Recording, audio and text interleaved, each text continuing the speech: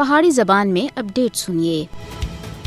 مودی حکومت سن مقبوضہ جموں کشمیر وچ معاشی دہشت گردی کو اور زیادہ بڑھا دیتا ہے۔ بھارت منظم طریقے تھی مقبوضہ علاقے دی معیشت کو تباہ کر رہا ہے تاکہ کشمیریوں کو بھوکا ماریا جا سکے۔ سری نگر جموں ہائی وے دے اوتے پھلاں دے لدے ہوئے ٹرکاں کو روکنا بھارت دا دانستہ اقدام ہے جس دا مقصد کشمیری عوام دا معاشی طور دے اوتے بدحال کرنا ہے۔